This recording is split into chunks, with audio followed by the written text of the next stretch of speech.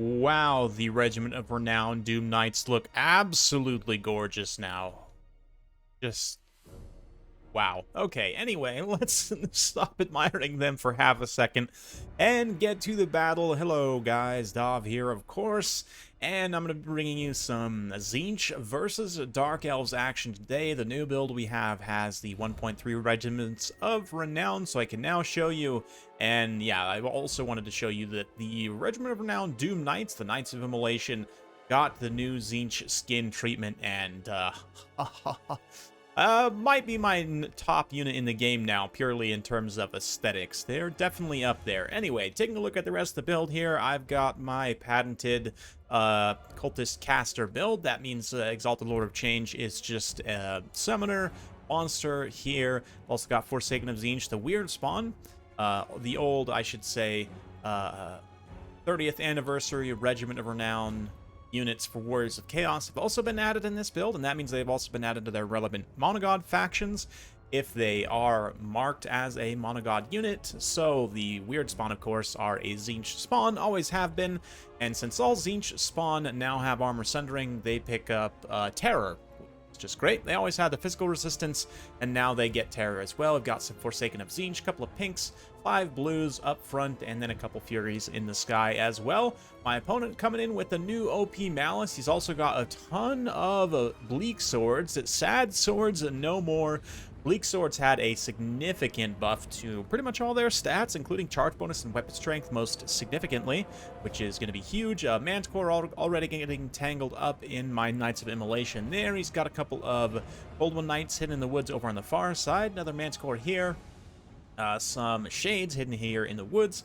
Sorceress, Lore of Death, Cold One Knights, Malice, like I said, leading the way. Some more Cold One Knights there. So I really like this kind of Malice, Cold One Knight style build. And the Bleak Swords, I was about to call them Sad Swords, but the Bleak Swords, in fact, are going to be pretty good against blues, even with extreme buffs from the Cultist, you know, with Wand of Whimsy and Kindle Flame. It will still mean that the Bleak Sword stats are good enough. They're still going to trade very efficiently. That high missile block chance too means they're actually a nice counter for blues. Probably one of the best. Excuse me, as I get choked out by a Tzeentch demon. One of the best counter units in the entire game, actually, for blues, which is just fantastic. How about this beautiful sunset scene here of these Dark Elves just getting rained on by Tzeentchian fire?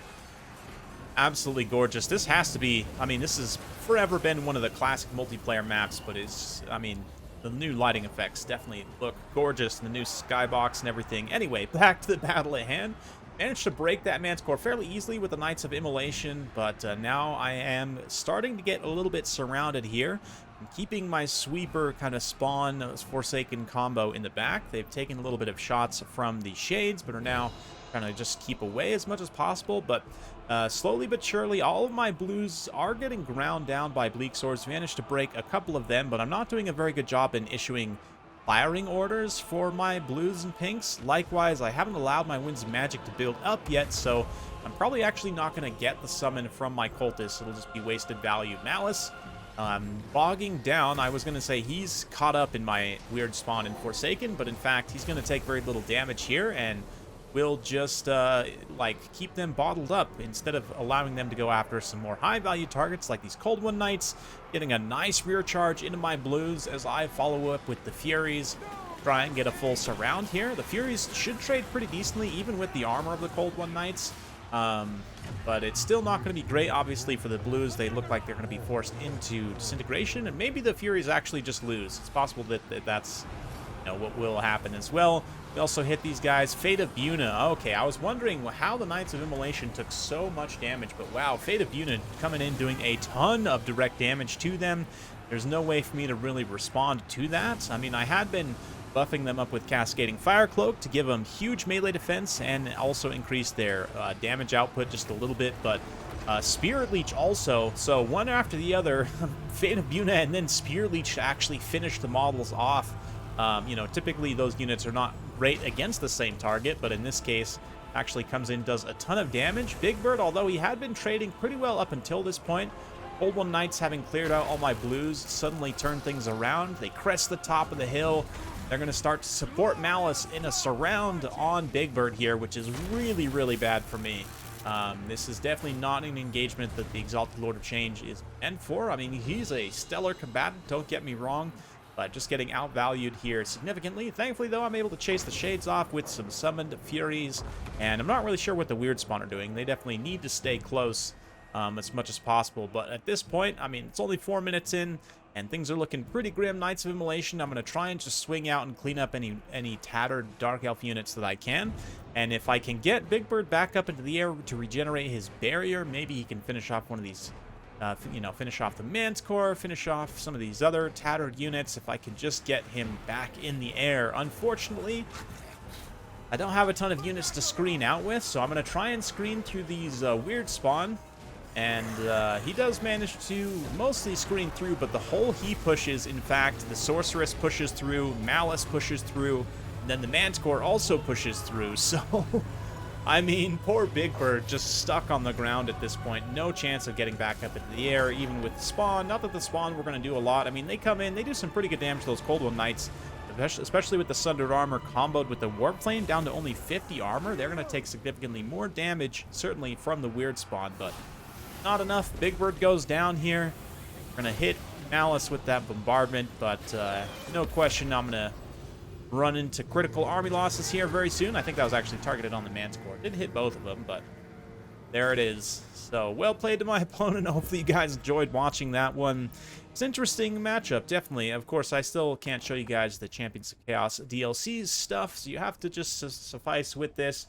Definitely a matchup where, like, the Shielded Warriors of Tzeentch and also, I think, the cheap Marauder Spears of Tzeentch would both be pretty helpful in this matchup. The Spears just to kind of help defend against some of this cavalry and, like, the Manticores and stuff. Not that I really had issues with the Manticores at all, but the cavalry especially just made my day really, really sad.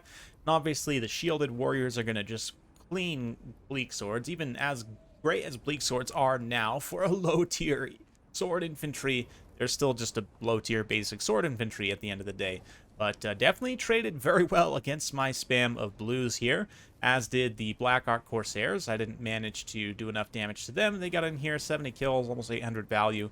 Pretty good stuff. Like I said, the Manticores were limited, the Shades were well limited, but Malice himself, and then the Cold One Knights coming in and just absolutely ruining my day. The Sorceress also. I was very surprised with how much damage Fate of Buna did to my Knights of Immolation. Very expensive target, and although they did an okay job, I mean, there's really no way for me to stop that Fate of Buna from happening other than just, you know, hope my opponent doesn't take Lore of Death. So, I don't know. Obviously, in hindsight, I probably wouldn't take these guys knowing that my opponent's taking that, but can't really know that for certain, and I still think these guys have a lot of synergy and potential in this matchup, so I might continue to try them out here. Weird Spawn also, maybe arguably is better to just go with the regular Tzeentch spawn, unless there's some reason you aren't taking a Lord of Change and you don't have a source of terror. The only real reason I can think of where you might want to pay the extra cost to bring the Weird Spawn in. Anyway, that's it for today. Hopefully you guys enjoyed this one. If you like this sort of content, be sure to like, subscribe, hit that bell notification button. Every time I upload a new video, you'll be notified. Thanks again. We'll see you next time.